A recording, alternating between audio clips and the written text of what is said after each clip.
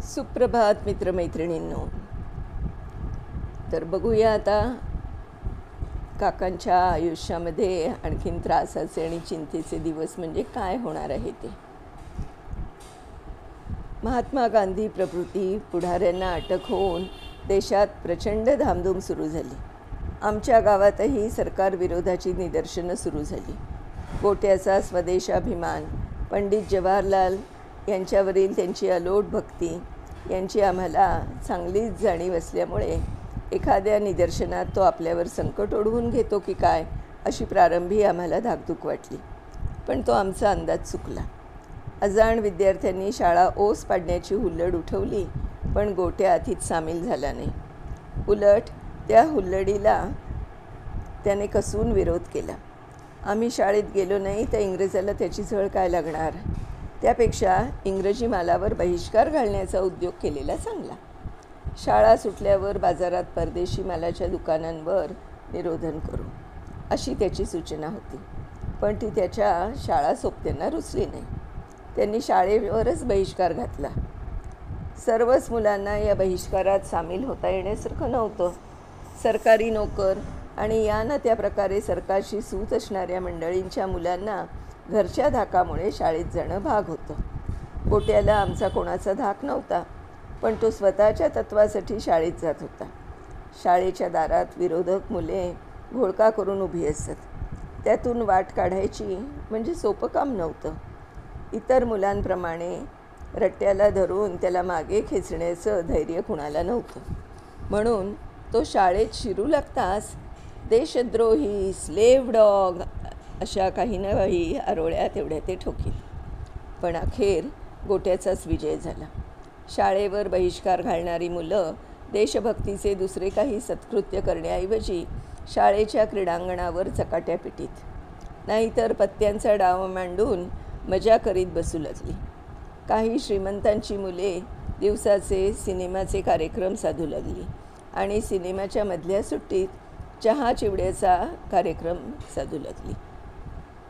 त्याचा समाचार घेत होती. गोट्याला तो प्रकार पाहावेना. क्रीडांगणावर जाऊन तो पत्ते जोडणाऱ्या शाळा सोबत्यांपुढे उभा राहिला आणि त्यांना दरडावून म्हणाला, मला देशद्रोही आणि गुलाम कुत्ता म्हणणाऱ्या वीरांचं हेच का देशप्रेम आणि हाच का स्वतंत्र बाणा. पत्ते जोडण्यापेक्षा शाळेतला अभ्यास करणं खात्रीनं वाईट नाही. त्यामुळे देशद्रोह बिलकुल होणार नाही. अमेरिकन पत्ते फाडण्यातच खरा देशद्रोह आहे. 4-2 निगरगट्ट पोरं सोडल्यास बाकीची मुलं गोट्याच्या या उपहासाने खिजली आणि 1-2 दिवसात ती शाळेला येऊ पण लागली. वर्ग नेहमीप्रमाणे सुरू झाले. आकस्मिकपणे आलेला व्यत्यय दूर झाला, तो गोट्याच्या कर्तव्य तत्परतेमुळे. ही गोष्ट शिक्षकांनाही कळून चुकली आणि त्यांनी त्याला शाबासकीही दिली. प्रात्य पोरांचे काही चाळे अधूनमधून दृष्टोत्पत्तीला येत, पण तेवढ्याने शाळेच्या कार्यक्रमात काही खंड पडला नाही. उलट निर्धन विद्यार्थी पुस्तकालयाच्या उद्घाटन समारंभासारखे समारंभही थाटाने साजरे झाले. पण एके दिवशी वर्ग सुरू व्हायच्या वेळेलाच शाळेवर दगड यायला लागले. रस्त्याच्या बाजूची काही तावदानं फुटली. शेजार घरच्या परड्यात छपवून दगडांचा मारा करण्यात येत होता. त्यामुळे मारा करणारी मुलं आहेत की दुसरेच कोणी आहेत हे कळत नव्हतं. गोट्या तिकडे जायला निघाला. शिक्षकांनी त्याला अडवून धरलं. सर, यावेळी नका अडवू मला. शाळेची होत असलेली नासाडी बघवत नाही आहे मला. त्या पोरांना एकदा हात दाखवलाच पाहिजे. अरे, पण ती पोरंच आहेत कशावरून? त्यांच्याबरोबर मोठेही लोक असतील.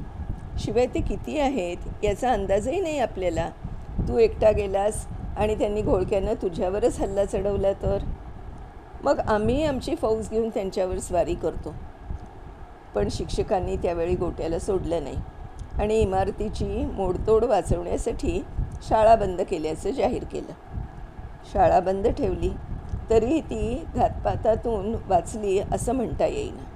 दुसरे दिवशी दिसून आलं की पुस्तकांच्या कपाटाखाली चिंध्यांचा एक बोळा धुमसत होता आणि कपाटाशी तळातली फळी पेट घेऊ लागली होती. गोट्याला आता स्वस्त बसवेना.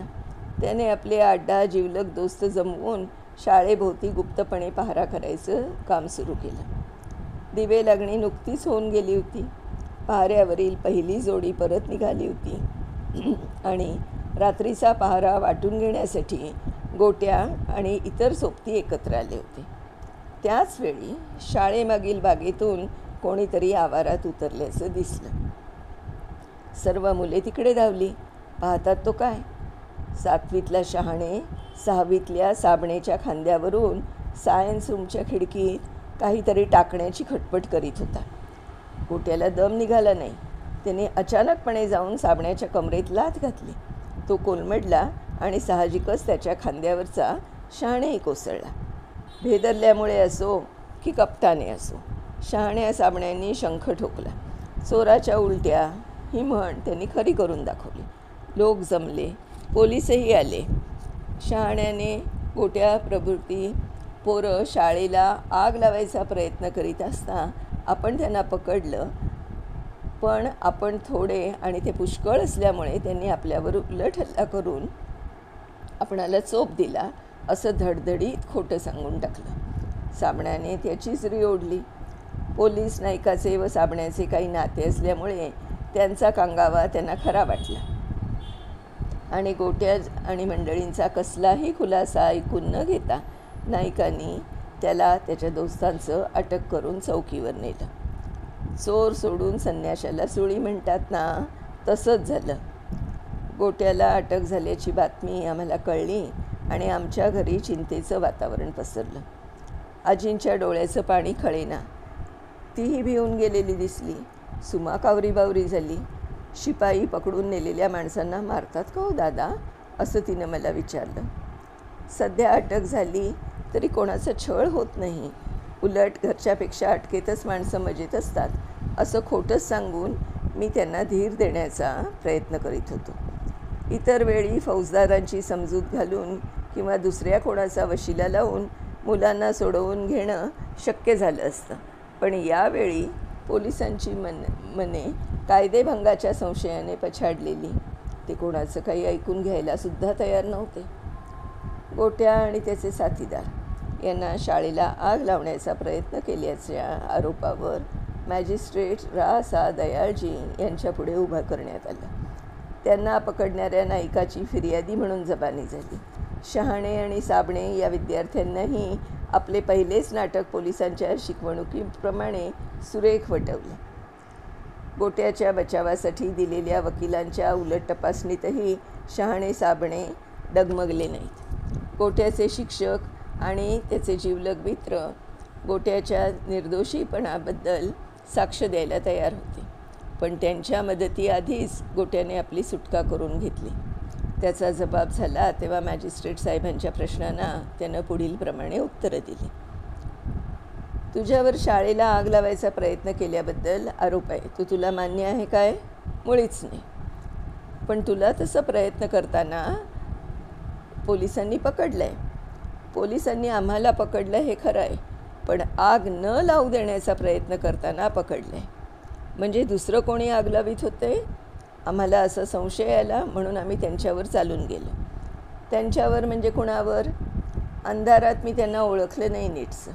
हे साबणे आणि शहाणे यांचं तुझ्याशी वाकडं आहे का ते त्यांना माहीत, पण माझं त्यांच्याशी मुळीच वाकडं नाही. ते माझे शाळा सोबती आहेत आणि आम्ही आमच्या सोबत्यांबरोबर खेळीमेळीनं वागतो. लबाड असले तरी त्यांची लबाडी त्यांना पटवून दिली म्हणजे ते सरळ होतात. तू काँग्रेसच्या बाजूचा आहेस काय? होय. मग काँग्रेसची ही घातपाताची चळवळ तुला मान्य आहे तर? घातपाताची चळवळ ही काँग्रेसची चळवळ नव्हे असं मास्तरांनी आम्हाला सांगितलं आहे. महात्माजींचं अनत्याचाराचं व्रत सर्वांना ठाऊक आहे. ते घातपात करायला कसं सांगतील? मग तुला हे चालू प्रकार अमान्य आहेत काय? अवश्य. शाळेला आग लावायचा तुझा प्रयत्न नव्हता आणि उद्देशही नव्हता हे तू कशावरून सिद्ध करशील? तसं मी कसं पटवून देऊ? पण मी आपणाला एक प्रश्न विचारू का? काय? आपल्या मास्तरांसाठी आणि आपल्या शाळेसाठी आम्ही किती आदर बाळगतो हे आपणाला माहीत आहे असं मला वाटतं. आम्ही आपल्या आवडत्या शाळेला आग लावून आमच्या मास्तरांच्या सगळ्या खटपटीचा सत्यानाश करायला तयार हो असं आपल्याला तरी वाटतं का? गोट्याच्या या सवालाने मॅजिस्ट्रेट दयाळजी स्वतःशीच हसले. त्यांनी काम थोडा वेळ थांबवलं.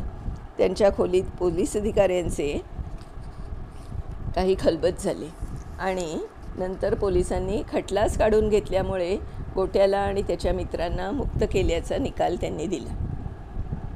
गोट्या सुखरूपपणे घरी आलेला पाहून आजींचा जीव भांड्यात पडला. तिला हायसं वाटलं आणि सुमाचीही कळी खुलली. गोट्याचे अनेक मित्र त्याला भेटायला आणि त्याचं अभिनंदन करायला आले. शिक्षक मंडळीही आली. बर्वे मास्तरांनी विचारलं, शहाणे साबणे आग लावित होते हे तुला ठाऊक होतं आणि त्यांनी तुझ्यावर वाकुडपणाचं आळ घेतला होता हेही खरं होतं. मग कोर्टात तू ते का नाकबूल केलंस? शहाणे साबण्यांनी माझ्यावर आळ घेतला तो वाकडेपणानं नव्हे, आपला बचाव करण्यासाठी त्यांनी काहीतरी सांगितलं. आणि जरी त्यांनी वाकडेपणानं आमच्यावर आळ घेतला असला तरी मी तसं लोकांदेखत कधी सांगायचा प्रयत्न केला नाही. तसं सांगितलं तर आमच्या शाळेची बेअब्रू होईल. आमच्या शाळेतली सर्व मुलं एकोप्यानं वागत नाहीत आणि एकमेकांना गोत्यात घालायला त्यांना शरम वाटत नाही असं लोकांना वाटलं नसतं का? त्यामुळं आपल्या शाळेचा असा दुर्लौकिक मी कधीच होऊ द्यायचा नाही. बर्वे मास्तरांच्या डोळ्यातून घळघळ अश्रू उघळले. गोट्याचे ते उत्तर ऐकून ते सद्गतीत स्वरात म्हणाले, भाग्य माझं आणि माझ्या शाळेचं म्हणून हे भूषण आम्हाला लाभलं. तर अशी ही गोट्याची कथा. आता आणखीन एक गोष्ट आहे ती आपण पुढच्या भागात बघूया गोट्याची. तोपर्यंत बाय बाय मित्रमैत्रिणींनो.